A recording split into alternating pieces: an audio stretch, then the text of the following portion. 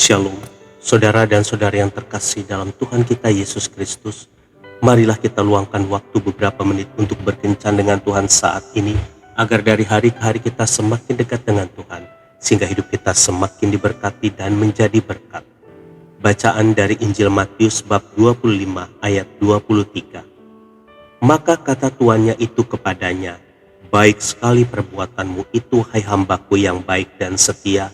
Engkau telah setia memikul tanggung jawab dalam perkara yang kecil. Aku akan memberikan kepadamu tanggung jawab dalam perkara yang besar. Masuklah dan turutlah dalam kebahagiaan Tuanmu." Demikianlah sabda Tuhan, terpujilah Kristus.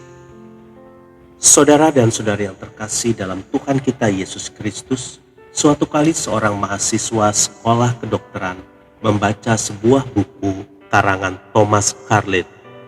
Meski demikian, ia hanya mengingat satu kalimat saja yang pada akhirnya mengantarkan pemuda bernama William Osler itu sukses menjadi pengelola Johns Hopkins School of Medicine, menjadi profesor ilmu kedokteran di Universitas Oxford, dan mendapat gelar kehormatan Sir dari Ratu Inggris. Inilah satu kalimat itu. Tindakan utama yang harus kita kerjakan bukanlah melihat apa yang terletak samar-samar di kejauhan sana, melainkan melaksanakan apa yang kelihatan dengan jelas di depan mata.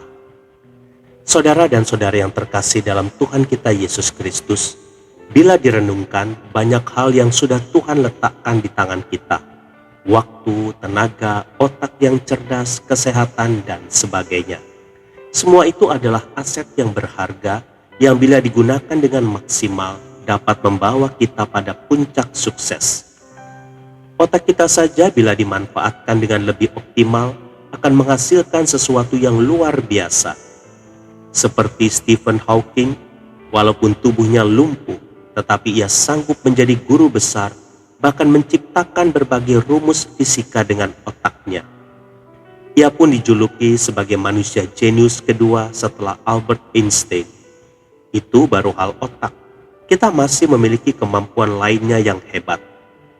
Saudara dan saudari yang terkasih dalam Tuhan kita Yesus Kristus, semua orang sudah diberi anugerah untuk menalar dan menciptakan, sehingga mestinya bisa menciptakan sesuatu dengan apa yang telah dimilikinya. Karena itu mari mulai melihat ke dalam diri kita apa yang kita punya, apa yang ada di tangan kita sekarang, dan jangan pusing dengan keahlian orang lain. Jangan pusing dengan apa yang tidak ada pada kita. Setiap dari kita, tidak peduli siapapun dan dalam kondisi apapun, sudah diberikan keahlian dan talentanya masing-masing oleh Tuhan. Ketika kita dapat mengolah dan mempergunakan keahlian dan talenta yang ada pada kita dan mengerjakan apa yang ada pada tangan kita, maka cepat atau lambat keberhasilan akan menjadi milik kita. Tragedi kehidupan yang sesungguhnya bukanlah karena kita hanya diberi satu talenta, melainkan karena kita gagal menggunakan satu talenta itu. Tuhan Yesus memberkati.